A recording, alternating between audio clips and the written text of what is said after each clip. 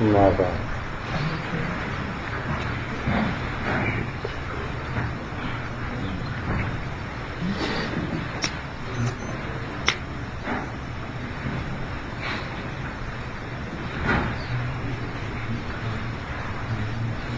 شیخ Saadi رحمۃ اللہ علیہ فرماتے ہیں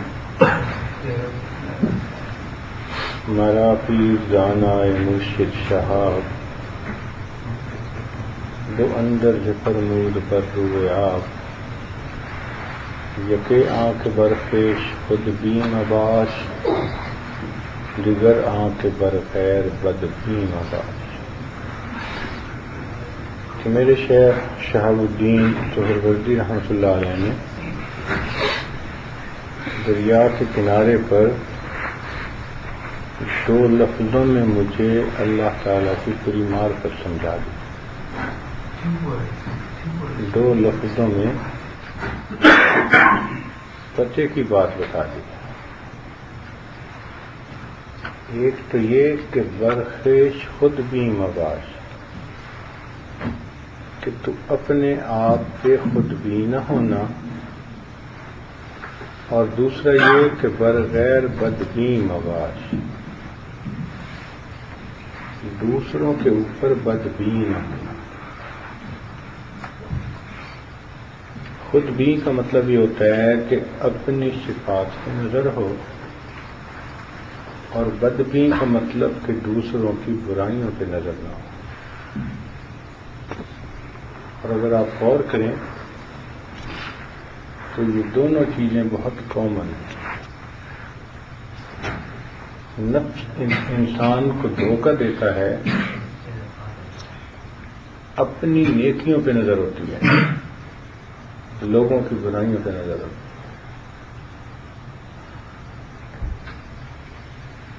جبکہ معاملہ الٹ ہونا چاہیے. اگر اپنی نیکیوں پہ نظر ہوگی تو طبیعت میں خود پسندی ہوگی، عجب ہوگا، تکبر ہوگا، میں ہوگی، اور یہ میں ہی تو انسان کو برباد کر دیتی ہے.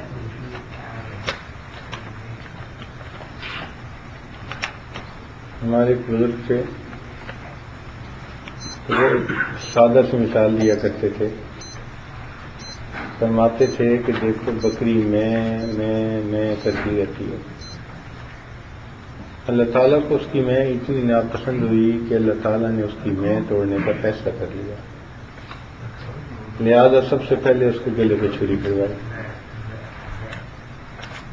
پھر اس کے گوشت کی بوٹیاں بنوا دی، پھر اس کی ہڈیاں توڑوا دی،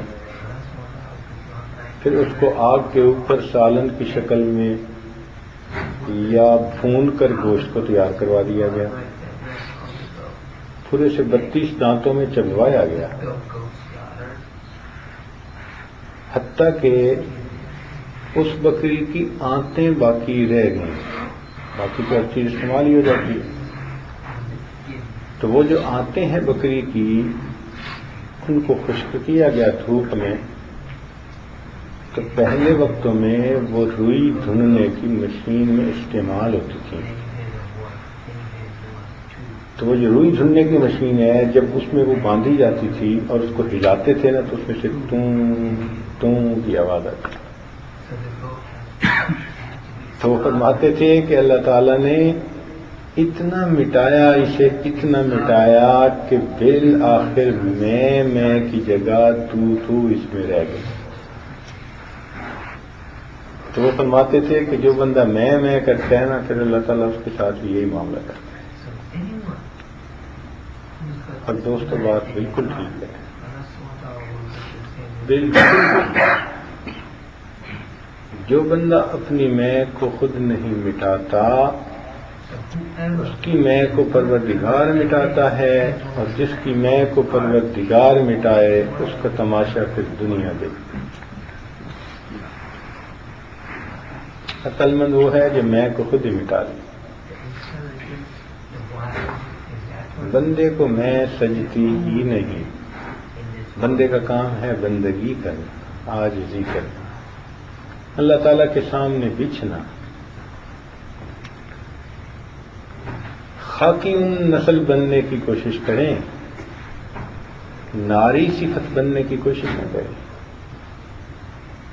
یہ جو اندر آگ بھری ہوتی ہے نا، یہ بندے کو اوپر اٹھاتی ہے. بھائی تو مجھے جانتا نہیں.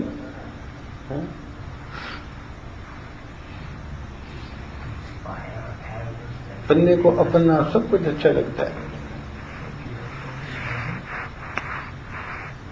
ہمارے مشائخ مٹایا کرتے تھے.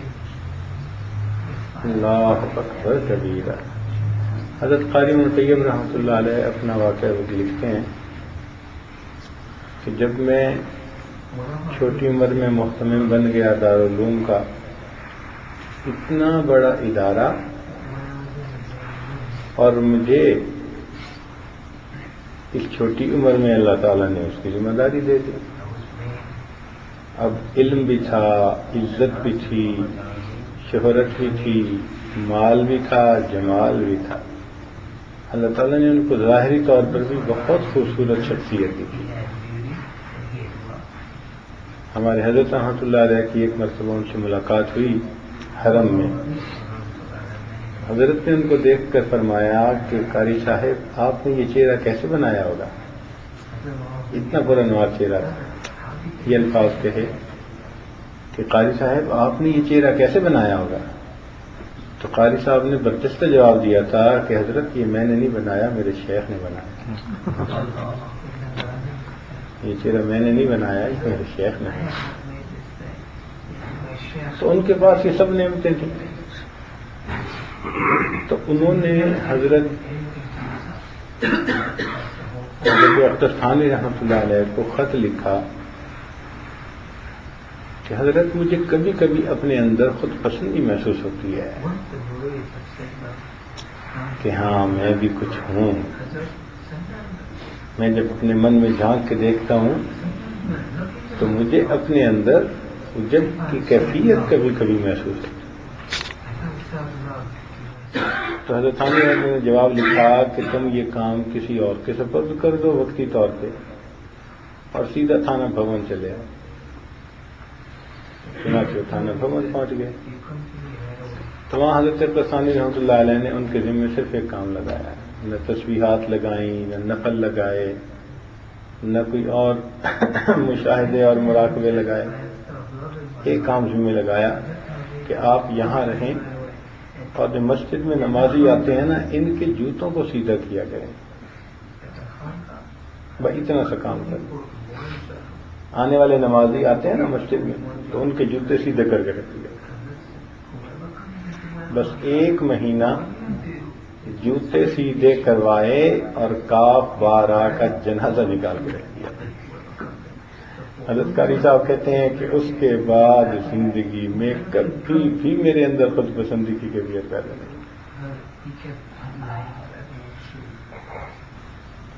ہمارے اکابر اپنے بچوں کو یہ ادب سکھایا کرتے تھے کہ بھئی جب مہمان آئے نا تو بچوں کو کہا کرتے تھے کہ ان مہمانوں کے جوتے سیدھے کر دو.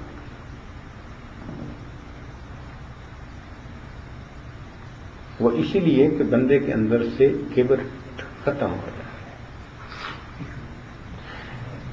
حضرت مولانا قاسم نانوتوی رحمۃ اللہ علیہ، عجیب بات ہے کہ اس عاجز کو ان کی شخصیت کے ساتھ بہت زیادہ محبت ہے. 3-4 حضرات ایسے ہیں کہ یہ محبت مجھے اپنے من میں فطری معلوم ہوتی ہے ان کے ساتھ. صحابہ میں سب کی محبت ہے، مگر صدیق کلانوں کے ساتھ انوکھی محبت ہے. سب ائمہ کی محبت دل میں ہے، مگر امام اعظم رحمۃ اللہ علیہ کے ساتھ انوکھی محبت ہے. اکابرین علماء دیوبند کے ساتھ بڑی محبت ہے، مگر حضرت نانوتوی رحمۃ اللہ علیہ کے ساتھ کوئی انوکھی محبت.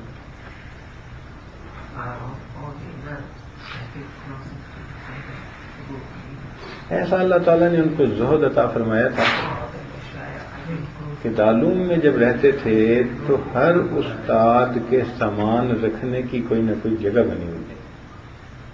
کسی کی الماری بنی ہوئی تھی، کسی کا ٹرنک بنا ہوا تھا، کسی کا تھیلا بنا ہوا تھا، کسی کی گٹھڑی بنی ہوئی تھی، جس میں وہ اپنے کپڑے، اپنی ضرورت کی چیزیں، اپنے کوئی نہ کوئی جگہ ہر استاد کی ضرور تھی، لیکن حضرت نانوتوی رحمۃ اللہ علیہ ایک ایسے تھے کہ دارالعلوم میں کہیں بھی ان کی پرسنل چیزوں کی کوئی جگہ نہیں تھی، بس جو کپڑے پہنے ہوتے تھے وہی ہوتے تھے، تہبند سا ساتھ رکھتے تھے، تو جب جمعہ کا دن ہوتا تو تہبند باندھ لیتے اور وہ کپڑے دھو لیتے تھے، پھر خشک کر کے اسی کو پہن لیتے تھے۔ کوئی بکسا نہیں تھا، کوئی گٹھڑی نہیں تھی، کوئی کچھ نہیں تھا۔ دارالعلوم کے ہر استاد کا کھانا پکتا تھا کہیں نہ کہیں نام کے ساتھ۔ حضرت نانوتوی رحمۃ اللہ علیہ ایسے تھے کہ ان کا کھانا کہیں نہیں پکتا تھا، عام مطبخ سے کھاتے نہیں تھے کہ میں اپنے استاد مولانا یعقوب نانوتوی رحمۃ اللہ علیہ کے ساتھ کھاؤں گا، اور جو حضرت نانوتوی رحمۃ اللہ علیہ کا خادم تھا اس کو کہا تھا کہ میرے لیے الگ پکانے کی ضرورت نہیں، بس حضرت کا کھانا جو بچتا ہے وہی میرا کھانا، تو کبھی ایک روٹی بچی، کبھی آدھی بچی، جو بچ کے آتا تھا وہ کھا لیتے تھے، اسی پر صبر شکر کر لیتے تھے، الگ کھانا نہیں ہوتا تھا۔ اندازہ لگائیے نظرات۔ ان دنوں ایک جگہ تھی شاہجہان پور، جہاں پر کے مختلف مذاہب کے لوگ اکٹھے ہوتے، ادیان کے لوگ اکٹھے ہوتے اور اپنے اپنے دین کی حقانیت کے بارے میں تقاریر کرتے تھے۔ اس زمانے کی انٹرفیس کونسل ہوتی تھی، چنانچہ مباحثہ شاہجہان پور کے نام سے ایک رسالہ بھی چھپا ہوا ہے۔ ایک مرتبہ جو وہاں کے مقامی علماء تھے انہوں نے پوچھا کہ ہم کس کو بلائیں، تو حضرت نانوتوی رحمۃ اللہ علیہ سے زیادہ فلسفہ اور منطق میں ان کو کوئی اونچا نظر نہ آیا بندہ، اور یہ تو ہوتی دلیل کی بات ہے۔ چنانچہ انہوں نے سوچا کہ حضرت کو دعوت دے دی۔ حضرت نے وعدہ فرما لیا کہ فلاں تاریخ کو مباحثہ ہے تو اس سے ایک دن پہلے میں آ جاؤں گا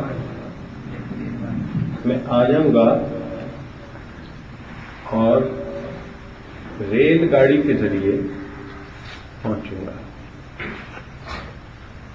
اب حسب پروگرام آپ چل پڑے۔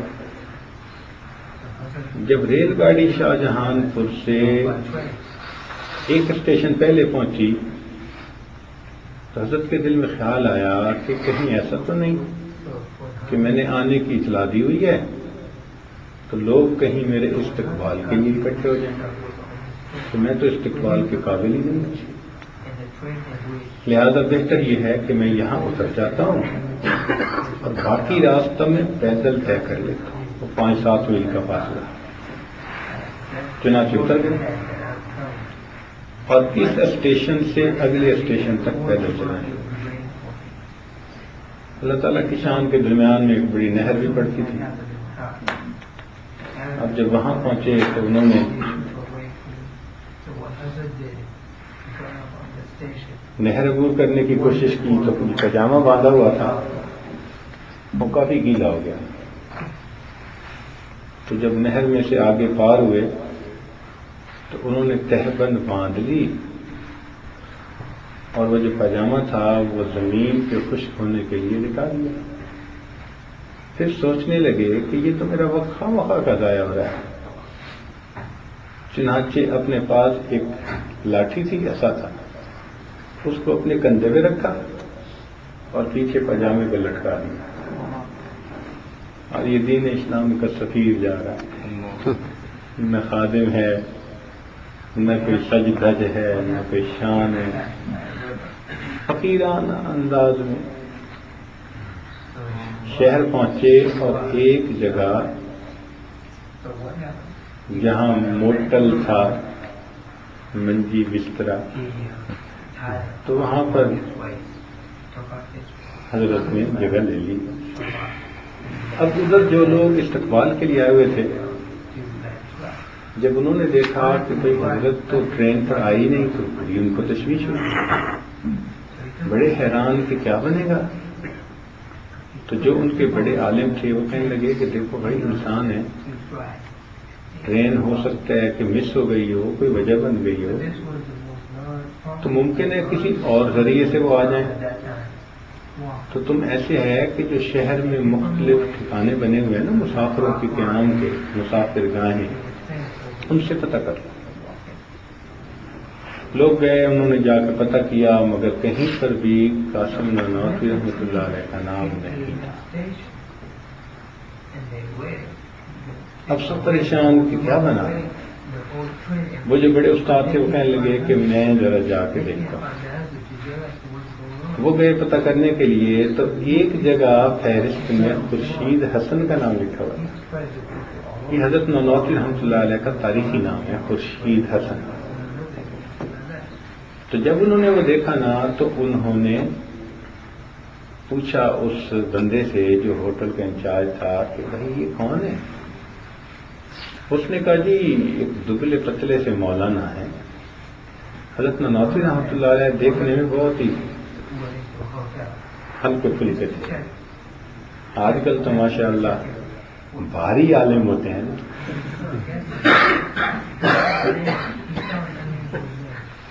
کیسا اچھا وقت آ گیا، جس کو دیکھو بہت بھاری عالم ماشاء اللہ. مگر حضرت کا معاملہ کچھ اور تھا، بالکل ہی ہلکے پھلکے تھے. اختصر یختصر اختصار وہ مختصر. اور ایسا ہی ہوتا تھا کہ ہمارے جو اکابر تھے نا وہ متنوتے تھے. آج کل ہم اس کی شرح ہوتے ہیں، بلکہ اس شرح